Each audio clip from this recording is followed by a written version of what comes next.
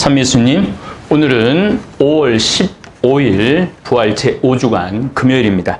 또 스승의 날이기도 하죠. 우리 인생의 많은 길을 안내하는 스승님들 감사하는 하루 되기를 바라겠습니다. 복음 말씀 듣겠습니다. 요한이 전한 거룩한 복음입니다. 그때 예수님께서 제자들에게 말씀하셨다. 이것이 나의 계명이다. 내가 너희를 사랑한 것처럼 너희도 서로 사랑하여라. 친구들을 위하여 목숨을 내놓는 것보다 더 큰 사랑은 없다. 내가 너희에게 명령하는 것을 실천하면 너희는 나의 친구가 된다. 나는 너희를 더 이상 종이라고 부르지 않는다. 종은 주인이 하는 일을 모르기 때문이다. 나는 너희를 친구라고 불렀다. 내가 내 아버지에게서 들은 것을 너희에게 모두 알려주었기 때문이다. 너희가 나를 뽑은 것이 아니라 내가 너희를 뽑아 세웠다. 너희가 가서 열매를 맺어 너희의 그 열매가 언제나 남아있게 하려는 것이다. 그리하여 너희가 내 이름으로 아버지께 청하는 것을 그분께서 너희에게 주시게 하려는 것이다. 내가 너희에게 명령하는 것은 이것이다. 서로 사랑하여라. 주님의 말씀입니다. 그리스도님 찬미합니다. 결론은 사랑입니다. 예수님 최후의 만찬 마지막 유언 강론 핵심은 사랑입니다. 예수님의 가장 큰 가르침, 강조, 사랑입니다. 사랑이신 하느님이 온 우주를 창조하셨으니 이 우주는 사랑 없으면 존재할 수 없는 공간입니다. 그래서 달, 우리 지구, 태양, 이 모든 공간도 사랑으로 꽉 채워져 있다고 생각하시면 됩니다. 그리고 내 안에 사랑이 없다면, 내 지금 마음 안에 사랑이 없다면 하느님도 없는 것입니다. 아울러 내가 지금 아무것도 사랑하지 않고 있다면 하느님의 힘을 발휘하지 못할 것입니다. 그렇다면 도대체 어떻게 사랑해야 하느냐 묻는다면 딱히 표현할 길이 없습니다. 가끔 제가 환경 강의를 하거나 특정 어떤 전문 공동체 강의를 할 때가 있는데 그 수강생들이 질문할 때가 있습니다. 환경 강의가 끝나면은 환경공학, 대학원이라든지 환경공학, 대학이라든지 그런 데 가서 강의를 할 때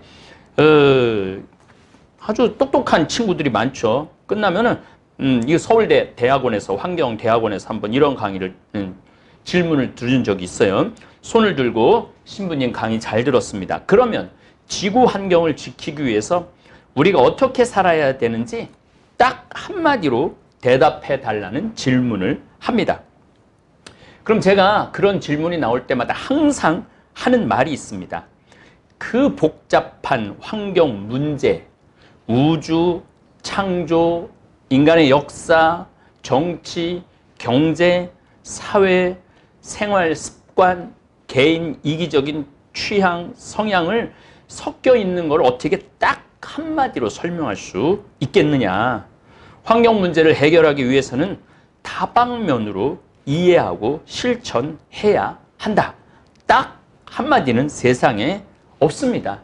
딱 한마디. 물론 이제 불가에서는 딱 한마디로 모든 거를 돈수라고 그러죠. 딱 하나로 그냥 모든 거를 깨닫는다고 그러는데 저는 돈수 나오기 전에 그분들은 끝도 없는 공부를 하신 분들이에요. 아무것도 준비되어 있는 준비가 안 된 상태에서 깨달음을 오기란 쉬운 일이 아닌 거죠. 하느님의 사랑을 딱 한마디로 정의하는 일은 불가능합니다. 오늘 요한복음에서 보여주신 예수님의 모습을 살펴보면 그래도 사랑이 뭔지 조금은 더듬어 볼 수 있을 것 같습니다. 요한복음을 제가 한번 훑어봤어요. 예수님은 가나에서 어머니 마리아의 청을 들어주시어 포도주를 잔치집에 많이 만들어 주십니다. 그리고 사람 취급도 하지 않았던 6번이나 결혼과 이혼을 반복한 사마리아 여인과 진정한 예배에 대해 대화를 하십니다. 이 사마리아 여인은 혼혈 종족이고 집안에 낙이 취급 정도밖에 하지 않는 2000년 당시 이스라엘의 여인과 그것도 감히 대낮에 우물가에서 다정한 대화를 하십니다. 이게 저는 사랑이라는 생각을 합니다. 왕실 관리의 아들을 살리십니다. 예수님은 가난한 사람 편에 서시기는 하시지만 주위의 높고 낮음을 따지지 않으셨어요. 도움을 줘야 되겠다, 사랑을 줘야 되겠다, 가르침을 줘야 되겠다, 그렇다면 주위의 높고 낮음을 따지지 않으셨습니다. 이게 예수님의 위대한 사랑은 편을 가르는 게 아니에요. 그리고 배짰다 연못에서 38년 알아 누워있는 사람을 일으켜 세우셨습니다. 얼마나 38년 동안 그 사람이 애절했겠어요. 그리고 예수님의 가르침을 들으려 모여든 사람들이 굶은 채로 집으로 가기를 원하시지 않으시고 당신이 직접 기적을 일으키시어 장정만도 5,000명을 배불리 먹이십니다. 그리고 결국 당신의 살과 피를 영원한 양식으로 내어 놓으시고 우리 인간의 먹이가 되셨습니다. 예수님께서는 삶에 지친 사람들에게 이렇게 위로하십니다. 요한복음 7장 37절에 목마른 사람은 다 나에게 와서 마셔라. 나를 믿는 사람은 성경 말씀대로 그 속에서부터 생수의 강들이 흘러나올 것이다. 여러분들, 나를 마셔라, 나에게 와서 마셔라, 나를 먹어라. 이게 사랑의 차원이 다른 거죠. 사랑의 차원이 다른 거예요. 이거 헤아릴 수가 없는 사랑이죠. 가늠하다 붙잡힌 여인을 사람들이 돌로 던져 죽이려 하자 가늠한 여인 편에 서시어 너희 중에 죄 없는 사람이 먼저 이 여자를 돌로 쳐라 하시며 가늠한 여인 편에 서서 보호막이 되어 주십니다. 자, 이건 정말 대단한 용기죠. 우리 인간은 감히 다 돌을 집어서 요즘 유튜브나 또 방송을 보면 누가 잘못하면은 돌을 집어 다 죽이려고 그러죠. 그 편에 서서 너희 중에 죄 없는 사람이 먼저 돌로 쳐라. 자, 정말 기가 막힌 말씀 하시죠. 예수님은 자기 확신이 분명하십니다. 나는 세상의 빛이다. 나를 따르는 이는 어둠 속을 걷지 않고 생명의 빛을 얻을 것이다. 정말 딱 한마디로 속 시원하게 말씀하십니다. 나는 하느님의 아들이다. 나는 세상의 빛이다.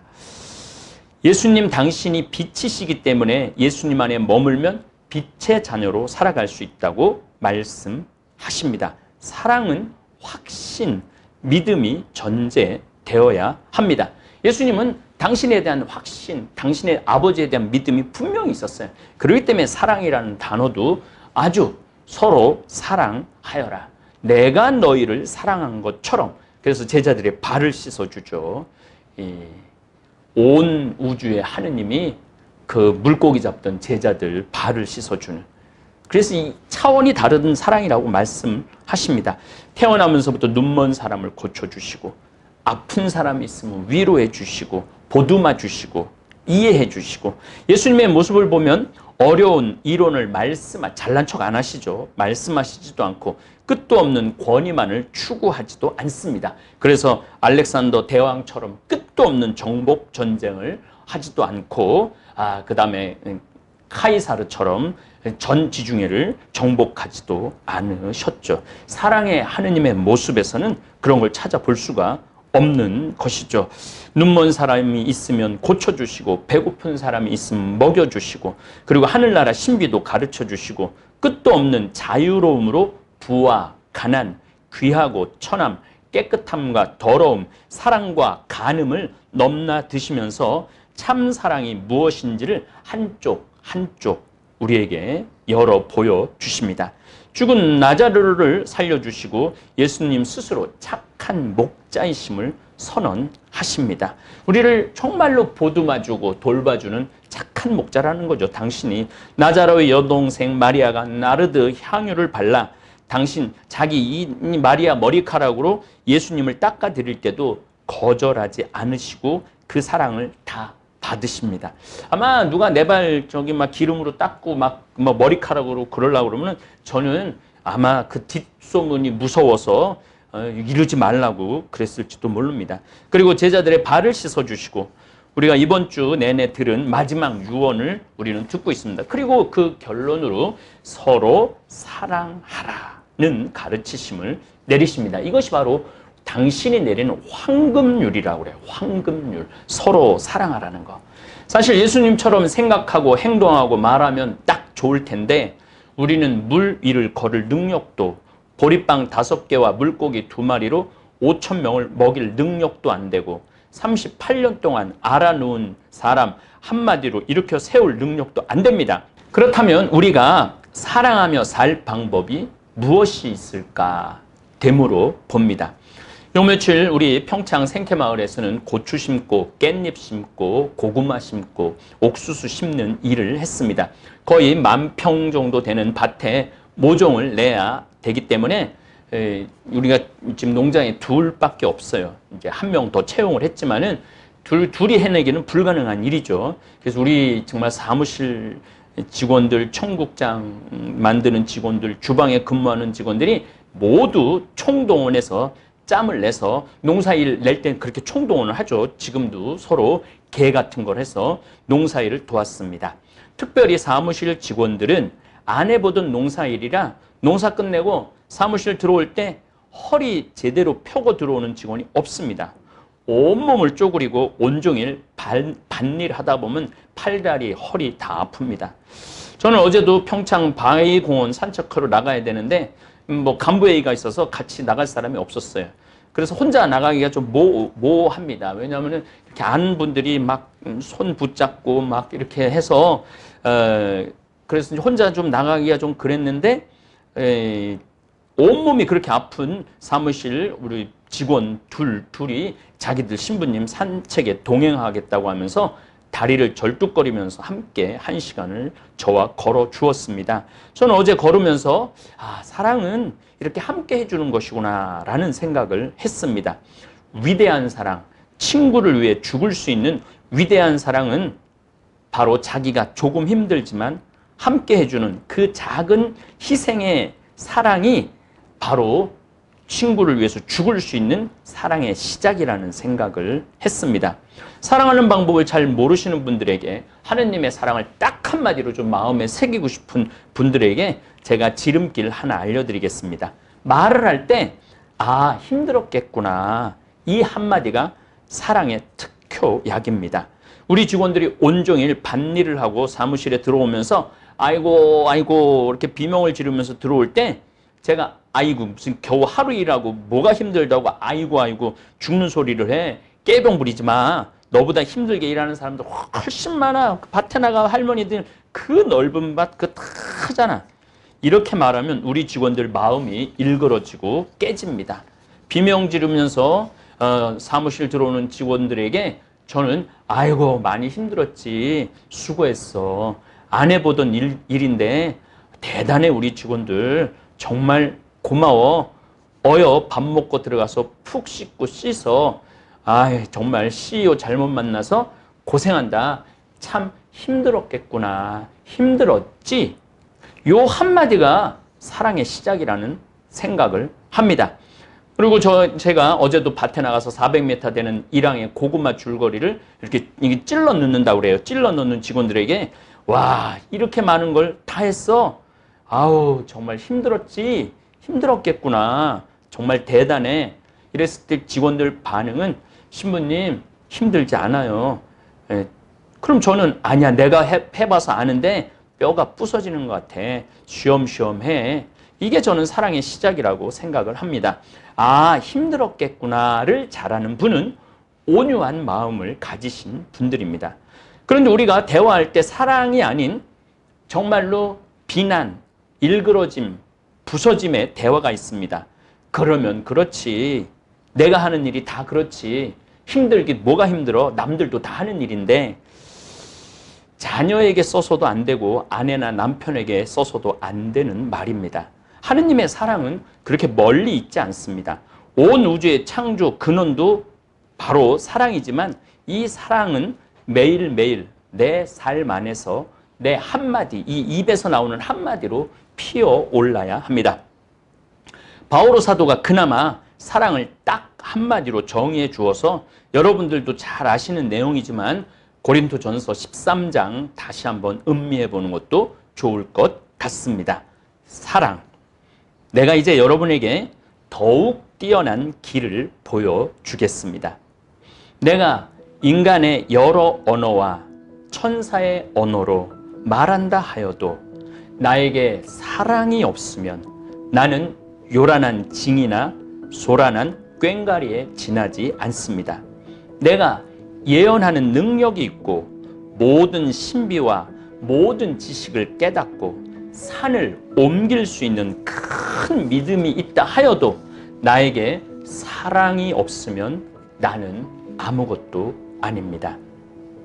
내가 모든 재산을 나누어 주고 내 몸까지 자랑스레 넘겨준다 하여도 나에게 사랑이 없으면 나에게는 아무 소용이 없습니다. 사랑은 참고 기다립니다. 사랑은 친절합니다. 사랑은 시기하지 않고 뽐내지 않으며 교만하지 않습니다. 사랑은 무례하지 않고 자기 이익을 추구하지 않으며 성을 내지 않고 앙심을 품지 않습니다. 사랑은 불의에 기뻐하지 않고 진실을 두고 함께 기뻐합니다. 사랑은 모든 것을 덮어주고 모든 것을 믿으며 모든 것을 바라고 모든 것을 견디어 냅니다. 사랑은 언제까지나 쓰러지지 않습니다. 예언도 없어지고 신령한 언어도 그치고 지식도 없어집니다. 우리는 부분적으로 알고 부분적으로 예언합니다. 그러나 온전한 것이 오면 부분적인 것은 없어집니다. 내가 아이였을 때는 아이처럼 말하고 아이처럼 생각하고 아이처럼 헤아렸습니다. 그러나 어른이 되어서는 아이적의 것들을 그만두었습니다. 우리가 지금은 거울에 비친 모습처럼 어렴풋이 보지만 그때는 얼굴과 얼굴을 마주 볼 것입니다. 내가 지금은 부분적으로 알지만 그때에는 하느님께서 나를 온전히 아시듯 나도 온전히 알게 될 것입니다. 그러므로 이제 믿음과 희망과 사랑 이 세 가지는 계속됩니다. 그 가운데서 으뜸은 사랑입니다. 예, 오늘 바오로 사도가 정말 사랑을 너무 잘 정리해 주셨고 또 제가 요즘 성서 특강할 때 우리가 하느님을 만날 때 엄마가 아이한테 쓰는 언어 기다려준다는 거죠. 우리가 성숙할 때까지. 지금은 우리가 하느님이 희미하게 보이지만 그때는 얼굴과 얼굴을 대할 때는 정말 사랑에 정말 너무너무 사랑이 차고 흘러넘쳐서 기쁨, 행복할 것이라는 이야기를 바오로 사도도 이렇게 우리에게 알려주고 있습니다. 여러분 오늘 사랑 가득한 하루 되기를 바라겠습니다. 감사합니다. 너무나도 고소해 참을 수가 없을걸 건강히 책임져줘 생태만 전국장 전국장이 냄새난다 선입견이 있나요 나도 처음엔 그렇다고 생각했지 전국장 가루를 생수에 타먹은 그 순간 고소함과 함께 깔끔한 맛이 밀려왔지 별빛